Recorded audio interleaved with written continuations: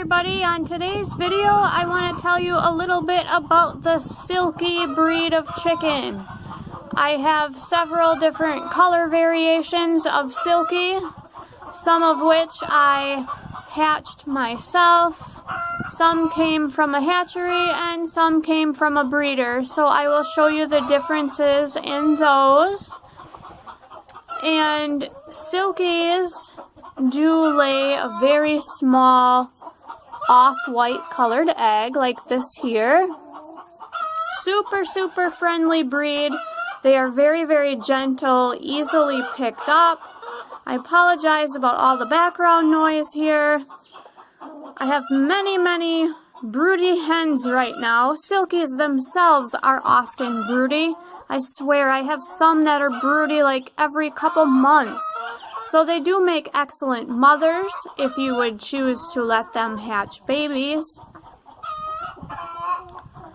And Silkies are great with kids because they are not at all aggressive. Here comes my black Silkie. I have two black Silkies. One is a hen and one is a rooster. This here would be my black hen. In the back there, that black and white splash Silkie came from a hatchery. Now Silkies can kind of be prone to hatching with defects, and some of my hatchery birds, I definitely see a difference between hatchery Silkies and Silkies bred by a reputable breeder. That bird down there, the black and white Silkie, has wry tail, which means her tail is very crooked. So, I will do a future video on wry tail and kind of explain that, and not much you can do for it. She's a gorgeous bird, though. I love her coloring. Let's see if I can find that's a partridge colored Silkie. So she has some gray in her and some buff colored as well. Let's see if I can find here are my two buff colored Silkies in here. In the back, that's a rooster. And behind him is Muffin, my little Silkie hen, who was molting really terribly, but she's filling in nicely now. Silkies have a bright turquoise colored earlobes and a walnut comb that is usually mulberry in color, as you can see on the rooster there. Hi, Tater! Hi, Tater!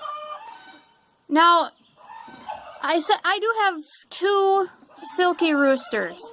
I have found that the only way I have been able to keep more than one rooster at a time and have them successfully get along is when they are Silkies.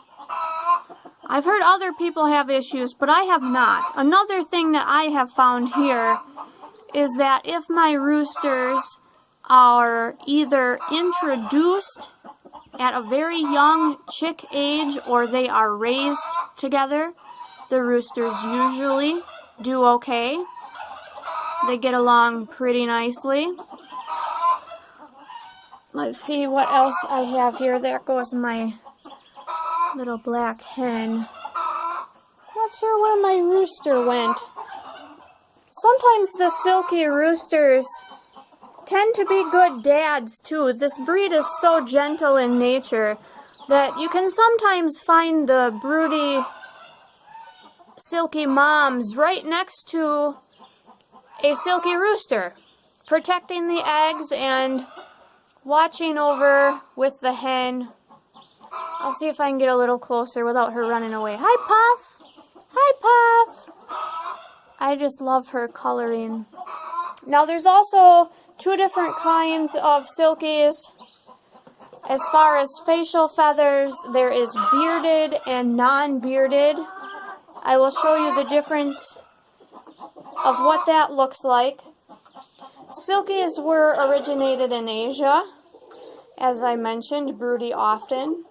Male and females do sometimes look identical. And the way that I have sometimes been able to tell them apart is as the chicks are growing, usually the males will have more of a mohawk shape on the head feathers, and the females will have more of a round poof on top of the head. I personally do not free range my silkies, first of all because they are small. There's a lot of predators here. You always have to be aware of what kind of predators you have in your area. But with all those head feathers, they don't see very well. And so they can't always see a predator coming. I do not recommend free ranging silkies. Some people do. I do not. I think it's way too risky.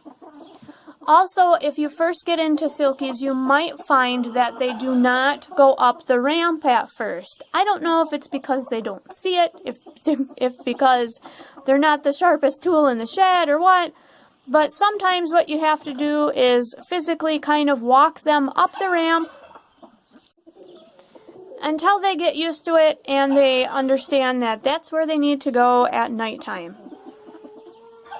Now, I have seen hatchery quality silkies have extra toes sometimes. Silkies are supposed to have 5 toes on those feathered feet that you can see there. 5 toes on each foot. Hi, honey. Hi, honey. I do recommend this breed for anybody starting out or anybody who has kids because they are so super friendly. Europeans first learned about silkies when Marco Polo returned from his travels through Asia in the 13th century. Interesting fact there about silkies. Can you come here, Madge? I definitely recommend, if you're going to get silkies or any other birds, to find a reputable breeder or somebody that needs to rehome them, rather than going the hatchery route. They just, like I said, they're prone to defects. You just get a much better bird from a breeder. Hi, Penny! You look so huge next to that silkie. Madge, come here. So these are some of my silkies. I've had a lot of different breeds come and go here, but I always love having at least a few silkies in my flock. There's my black rooster. Buddy, come here. Where'd you go? He doesn't want to be on the video. So that about sums it up, I think, here. Oh, I was going to show you the difference between bearded and non-bearded. Let's see the best one I can show you here. Let's see.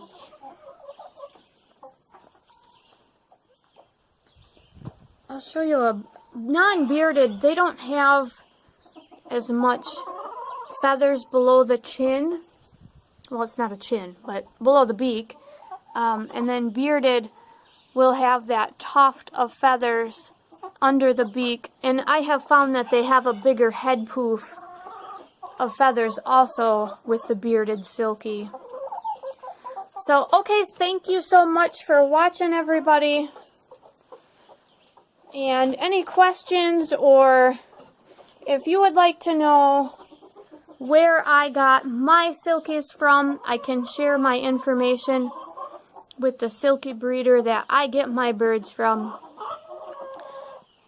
Any questions, just always contact me. Don't forget to share the channel, everybody, and thanks again.